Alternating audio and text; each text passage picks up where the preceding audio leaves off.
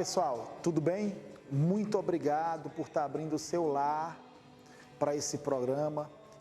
Meu nome é Pastor Francisco Mesquita, da comunidade cristã Dunamis. Então, inclina os teus ouvidos, atenta para tudo aquilo que Deus tem reservado para você nesse dia. Então, fique com esse louvor e com essa palavra abençoada que vai impactar a tua vida.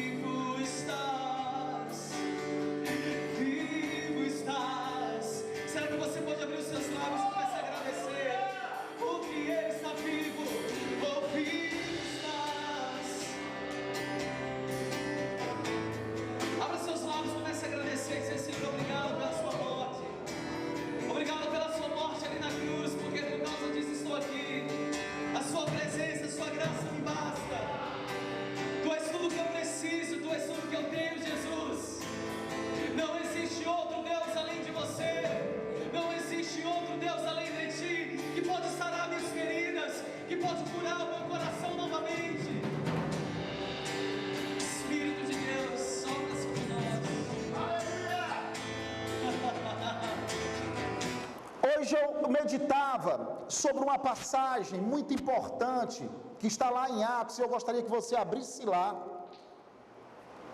Atos no capítulo 19, é um relato a respeito da vida do apóstolo Paulo.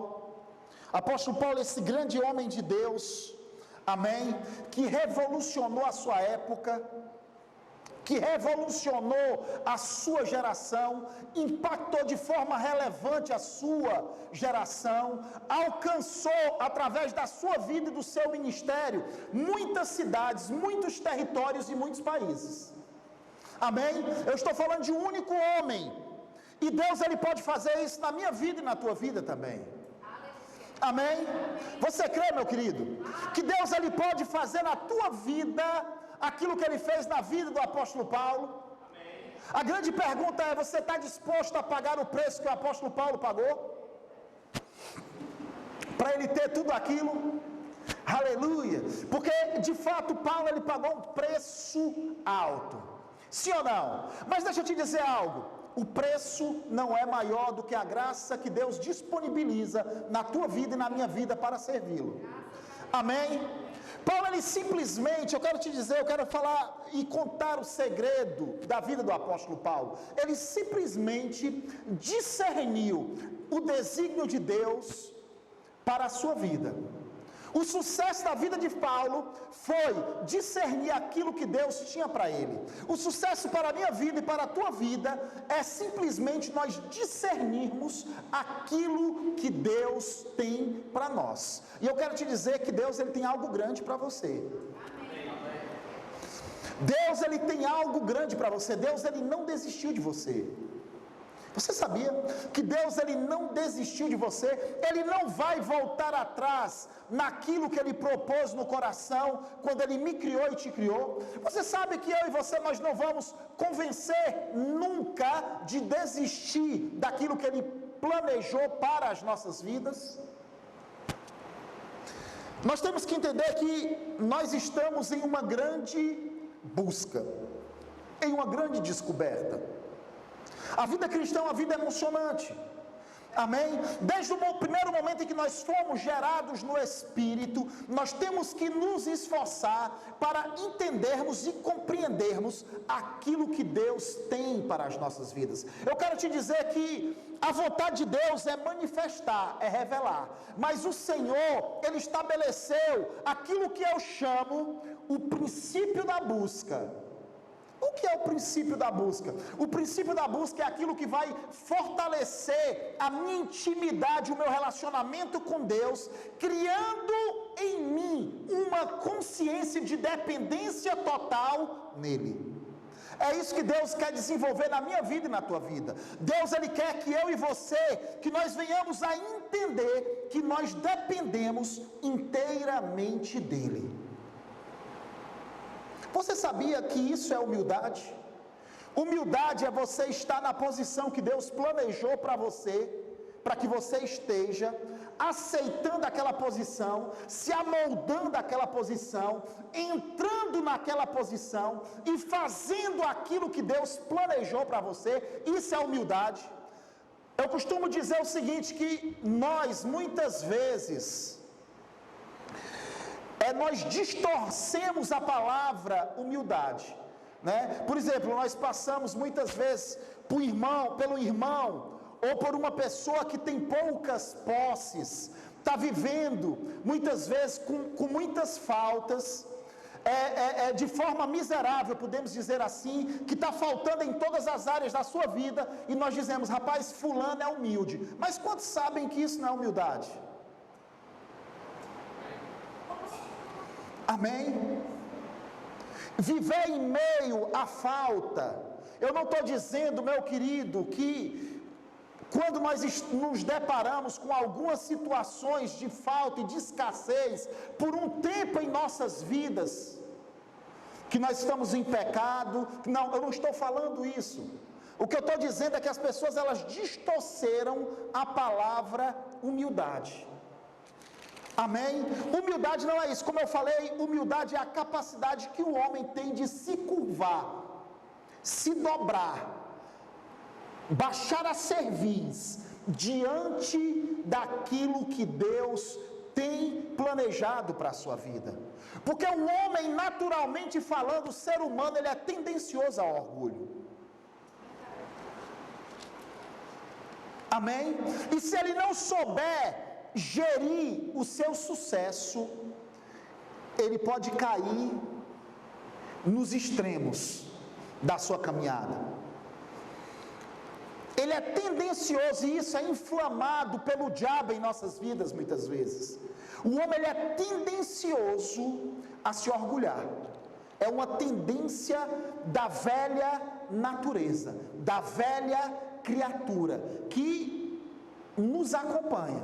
Eu e você, como cristãos, nós somos uma nova criatura em Cristo. O nosso espírito, ele foi recriado. Mas quantos sabem que o nosso corpo, ele está morto por causa do pecado? Ele alcançou, ele atingiu o homem nas suas 3 áreas: no espírito, na alma e no corpo. Pneuma, psique e soma. As 3 áreas do homem foram afetadas pelo pecado. E o novo nascimento vem construindo, a vida espiritual vem construindo aquilo, ou reconstruindo, ou refazendo aquilo que o pecado destruiu.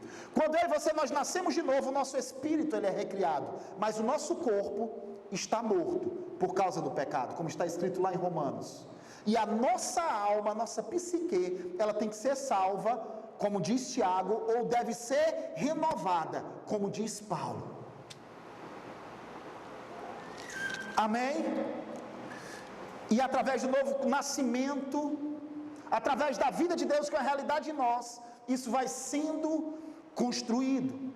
Então, mas nós lidamos diariamente com o nosso corpo. Amém? Eu acho muito interessante algo que Paulo, ele falou lá em 1 Coríntios, no capítulo 9, no verso 27, Paulo diz assim: mas eu esmurro o meu corpo. Diga, eu esmurro o meu corpo. Você notou que de forma implícita, Paulo ele está falando de um verdadeiro eu, ou de um eu real. Ele faz uma dicotomia, ele faz uma separação entre o eu verdadeiro e o corpo. Sim ou não? Só eu que notei isso? Não. Nesse texto, ele diz assim: mas eu esmurro o meu corpo. Eu esmurro o meu corpo. Ele está falando o quê? O eu verdadeiro, o eu real. Ele está falando do espírito humano. Ele está falando da parte dele que foi recriada em Cristo Jesus. E ele diz assim: olha, eu esmurro o meu corpo, para que tendo pregado a outros, não venha eu mesmo a ser desqualificado. Amém? É isso que eu e você, como novas criaturas em Cristo Jesus, nós temos que fazer. Amém?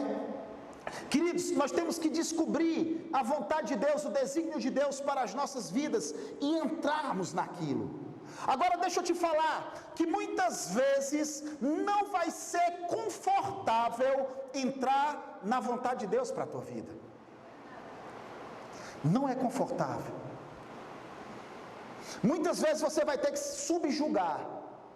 Ou eu mais me atrevo, eu digo, sempre você vai ter que subjugar o teu corpo, o reduzir à escravidão. Em outras palavras, tu vai ter que mostrar quem de fato manda. Amém? O espírito, ele tem que prevalecer sobre o corpo. Não é isso que fala? Paulo, ele escrevendo aos Romanos, no capítulo 8, ele diz assim: porque nenhuma condenação há, a partir do verso 1, porque nenhuma condenação há para aqueles que estão em Cristo Jesus, porque a lei do Espírito da vida em Cristo Jesus nos livrou da lei do pecado e da morte. Olha só, Paulo ele fala de 2 leis que estão em operação nesse exato momento aqui. Ele chama uma de lei do Espírito da vida em Cristo Jesus, e a outra ele chama a lei do pecado e da morte. Amém? Lei do Espírito da vida em Cristo Jesus nos livrou da lei do pecado e da morte. Então, existe esta luta. Existe essa luta. E ele fala aqui no capítulo 8 que eu e você, através do novo nascimento, nós fomos livres da lei do pecado e da morte. Que lei do pecado e da morte é essa? É que o homem, por consequência da morte espiritual, ele era escravo do pecado. Amém? Olha só, eu gostaria que você abrisse, só para fortalecer o que eu falei. lá em Romanos, no capítulo 5, no verso 20. Romanos 5, verso 20 e verso 21. Olha só o que é que diz o texto. Sobreveio a lei a fim de que avuntasse a ofensa, mas onde abundou o pecado, superabundou a graça de Deus. Olha só, onde abundou o pecado, superabundou a graça de Deus. Aí no verso 21, olha só o que ele fala no verso 21. A fim de que, como o pecado reinou pela morte, assim também reinasse a graça pela justiça para a vida eterna, mediante Jesus Cristo, nosso Senhor. Olha o que é que o apóstolo Paulo está dizendo, que o pecado, ele um dia estabeleceu reinado na minha vida e na tua vida, por intermédio da morte espiritual. Sim ou não? Então, o que a lei do Espírito, a lei do pecado, ele nos libertou da lei do pecado e da morte. O que é a lei do pecado e da morte? É exatamente isso que Paulo, ele fala aqui, nesta afirmação do capítulo 5, ele realça, ele traz novamente essa verdade no capítulo 8, ele diz que a morte, ela se estabeleceu na vida do homem, e a consequência da morte espiritual foi a escravidão. Nós vemos Pedro, ele falando, ele fazendo essa mesma afirmação, com palavras diferentes, lá na sua segunda carta, ele diz assim, prometendo-lhes a liberdade quando eles mesmos são escravos da corrupção. Por quê? Porque o vencido se torna escravo do vencedor. Então, no momento em que o homem cedeu ao pecado, ele cedeu ao diabo, ele cedeu à tentação, ele passou da posição de Senhor, porque Deus havia dado o senhorio da terra para o homem. Você concorda comigo? A Bíblia fala lá nos Salmos, diz, os altos céus pertencem ao Senhor, mas Deus deu a terra aos filhos dos homens. Deus havia dado o senhorio da terra para o homem, Deus havia abençoado o homem, e ele havia dito, através da sua bênção, anunciado a sua bênção, e Deus tinha dito, olha, dominai e sujeitai sobre todas as coisas. O homem, ele estava na posição de dominador, o homem, ele tinha a força de Deus nele para subjugar. Essa palavra subjugar é dominar na força, literalmente no hebraico, amém? Lá em Gênesis 1, essa palavra sujeitar é dominar na força aquele que não quer se submeter. Deus não somente deu a capacidade para o homem gerir, para o homem governar de forma excelente e estabelecer o plano e a visão e manifestar a glória de Deus sobre a terra, e toda a criação reconheceria o homem nesta posição, porque está implícito no texto que todos reconheceriam o homem. Sabe por quê? Lá no Salmo 8, a Bíblia fala que Deus, ele cingiu o homem, ou ele coroou, como diz na minha versão, de glória e de honra. O homem, ele era coroado de glória e de honra. Quantos sabem que uma coroa, ela representa uma posição de autoridade? O homem, ele tinha uma coroa de glória e de honra. Todos olhavam para o homem, toda a criação olhava para o homem e reconhecia o homem como representante legal de Deus, como gestor de Deus, e tudo aquilo que havia sido criado se submetia a essa posição do homem. Mas, amados, nós sabemos que o homem, ele cedeu à tentação, ele cedeu ao pecado, e a consequência do homem ter cedido ao pecado é que ele passou de senhor a escravo, de dominador a dominado. E é exatamente isso que Paulo está falando aqui. E Cristo, quem é Cristo? Cristo, ele é a restituição de Deus para a humanidade. O que é a restituição de Deus para a humanidade? Deus novamente estabelecendo o homem na sua posição original. Qual é a minha posição e a tua posição hoje? É a posição original, que o primeiro Adão perdeu, e que o último Adão, diga o último Adão, conquistou novamente. Você lembra que quando Jesus, ele estava sobre a terra cumprindo o seu ministério. Quem era Jesus quando ele estava sobre a terra cumprindo o seu ministério? Diga, ele era o unigênito do Pai. Não é isso que João chama? Jesus unigênito. O que é que significa unigênito? Diga, único filho. Diga, ele era o único filho. Mas o próprio Jesus, ele já anunciou, antes dele morrer e ser crucificado, que se a semente de trigo não caísse na terra e morresse, ela permaneceria só. Mas se ela morresse, ela geraria um pé de trigo que daria muitas outras sementes, ou muitos outros grãos de trigo da mesma espécie, do mesmo tipo, da mesma categoria. E aí nós vemos o tratamento de Paulo em relação a Jesus. Quando novamente Paulo ele fala de Jesus, ele não diz mais que Jesus, lá em Colossenses, ele não chama mais Jesus de unigênito, mas ele chama Jesus de quê? De quê, irmãos? Diga primogênito. Diga primogênito. O que é o primogênito? É o primeiro de uma geração, é o primeiro de muitos outros que viriam depois dele, é o primeiro de muitos irmãos, gerados de um mesmo pai e de uma mesma mãe. Quem é Jesus? Ele é o primogênito dentre os mortos, ele foi o primeiro a ser gerado novamente. Por que ele foi gerado novamente? Porque ele experimentou a morte por mim e por você. E o que aconteceu com ele? Ele foi até as regiões inferiores da terra, até o inferno, para pagar a minha pena e a tua pena. Mas a Bíblia fala que a morte não pode reter, a morte não pode segurar, o inferno não pode segurar.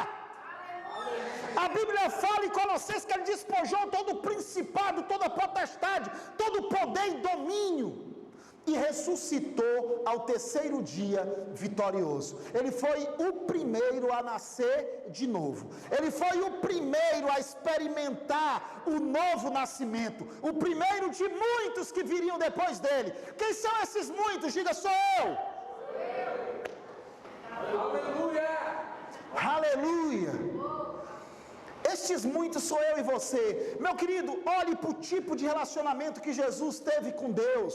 E ele não viveu daquele jeito porque ele era Deus. Ele viveu daquela forma e daquele jeito, aquele tipo de relacionamento com o Pai, para me ensinar e te ensinar. Toda a vida de Jesus foi um ensinamento para mim e para você. É por isso que Pedro diz que ele é o modelo a ser seguido por mim e por você. Ele não viveu simplesmente por viver aquilo. Ele não se relacionava com o Pai daquela forma simplesmente porque ele era Deus. Não, ele se relacionava com o Pai daquela forma para me ensinar e te ensinar. Você lembra quando ele ressuscitou a Lázaro? Ele diz assim: olha, Senhor, eu sei que tu sempre me ouve, mas eu vou orar alto aqui para que eles escutem e para que eles aprendam que o Senhor sempre me ouve, o Senhor sempre me atende. Amém. Ele viveu para estabelecer um modelo a ser seguido por mim e por você. Um modelo de vida de intimidade com Deus. De intimidade. O Senhor está nos chamando para perto. O Senhor está nos chamando para um relacionamento mais íntimo com Ele. Nós vemos lá em 1 Coríntios, no capítulo 1, no verso 9, que o Senhor tem nos chamado para a comunhão com o seu Filho amado. Ele diz assim: fiel é Deus que vos chama, fiel é Deus que vos chama para a comunhão com o seu Filho Jesus Cristo, seu Filho amado. Deus, Ele quer que eu e você venha se relacionar de forma íntima e sobrenatural com Ele. Amém? Enche-me outra vez, enche-me de novo, mostra-me, mostra-nos sua glória, Senhor. Queremos mais nessa noite, queremos mais nessa noite.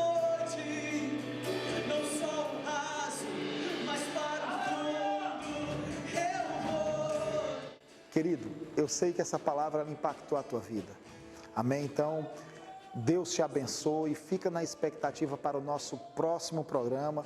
E Deus te abençoe em nome de Jesus. Mostra-me tua glória. Levante a sua voz e diga isso ao Espírito Santo que está aqui. Mostra-me tua glória.